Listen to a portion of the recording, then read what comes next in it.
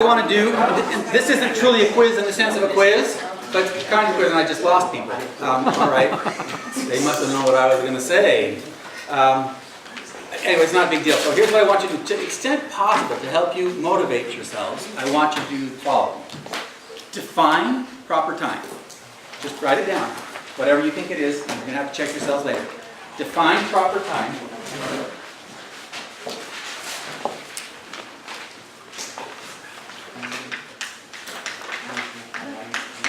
And after you do that, define proper length.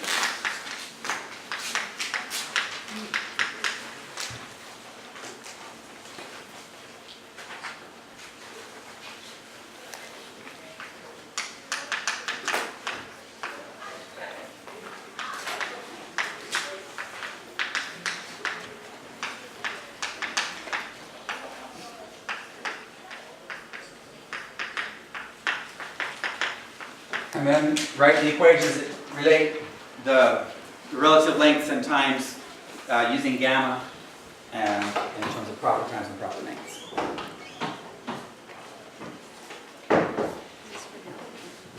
What's that? Is this for now or by the time? Do it now. Do it now. Because we've had at least 3 minutes to absorb all this.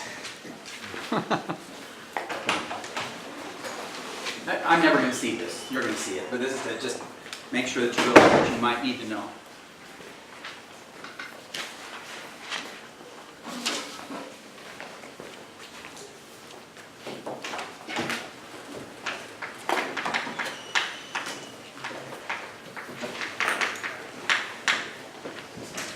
And then critique the statement gamma is equal to 0.67.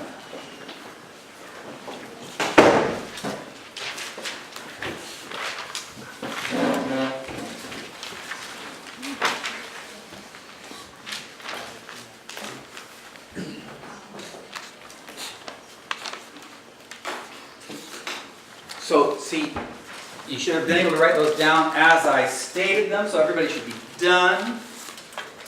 Kind of. So, somebody tell me what proper time is.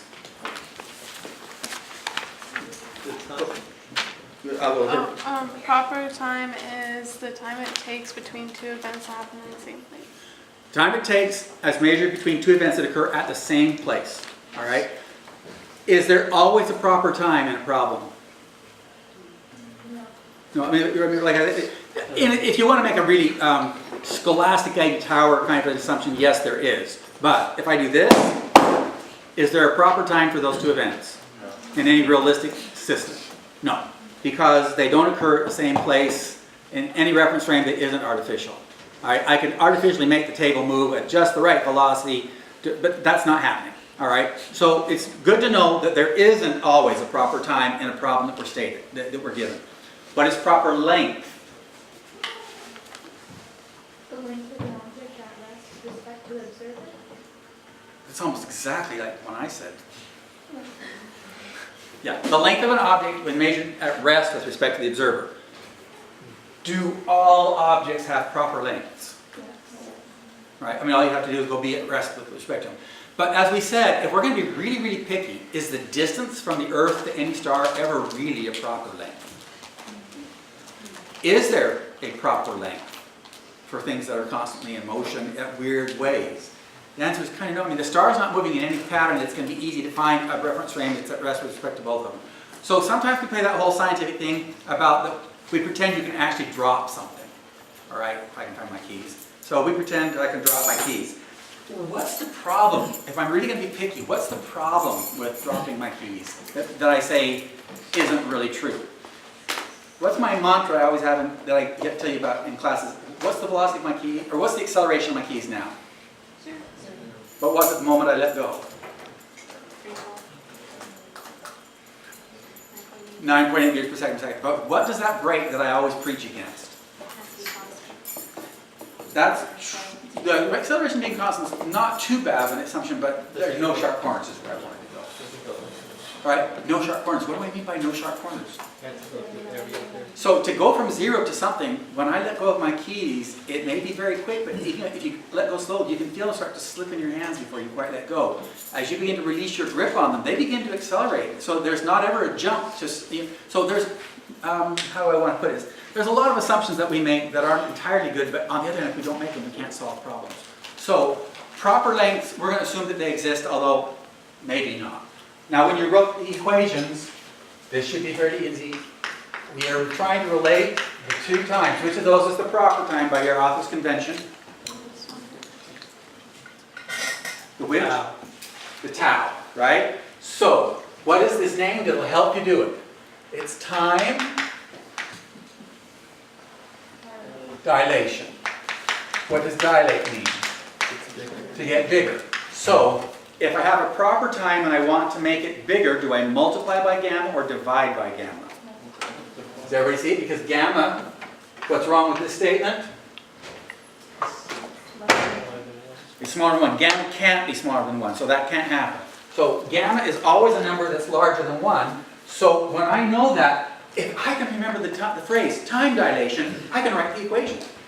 This is the proper length. I need to dilate it. So I multiply it by a number bigger than 1, and I've got my equation. I have also, just by words, I have length contraction.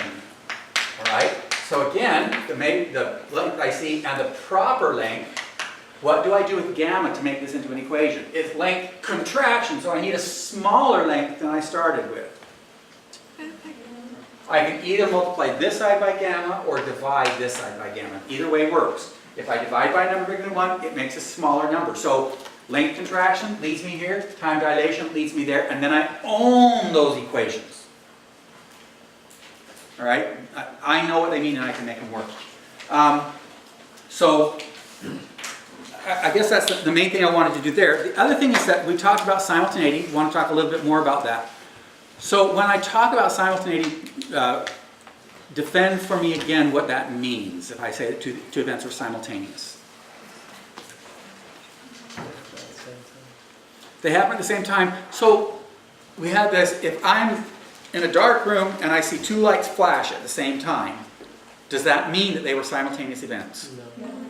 What other information would I need to know? The distance between I'd have to know how far away they are, because if one's really far away and one's really close and I see them at the same time, well, first off, they'd have to be really, really far away for this to matter. But in any case, you get the idea. Is that I see them at the same time, which one had to happen first?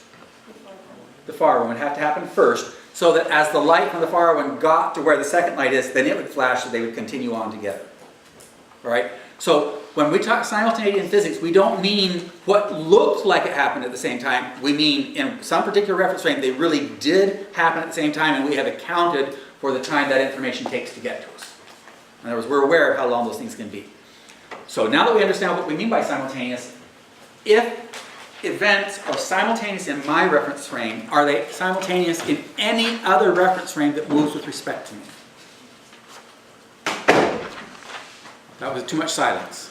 So, if they're simultaneous in one reference frame, are they simultaneous in any other reference frame that moves with respect to the one in which they were simultaneous? No. All right, that's important to understand. That the simultaneity does not cross reference frames. If clocks move with respect to me, what is always true about the clock that I see moving as compared to the clock that I'm holding? slower. Slower. All right? If length, okay, this is a tricky question. Can I move a meter stick at near the speed of light and still have it be 1 meter long by my measurement? If you move it. Yes. How? No, I'm sitting still. This meter stick is moving at 0.9 C. Can I ever have it be 1 meter long? Remember, we did this in class. Yeah. If I move it this way and not this way, right? All right, so as long as it only contracts in the direction of motion. So if I have the meter stick like this, it stays a meter, it gets skinnier and skinnier. All right, so guys, at this point what I want to do, and I know you pretty well, which is why I'm worried this is going to end up being vacuum. Do you have any questions about any of this stuff? The Lorentz transformations, the time dilation, length contraction, any of this stuff at all? Do you have questions? I could have put money on this bet.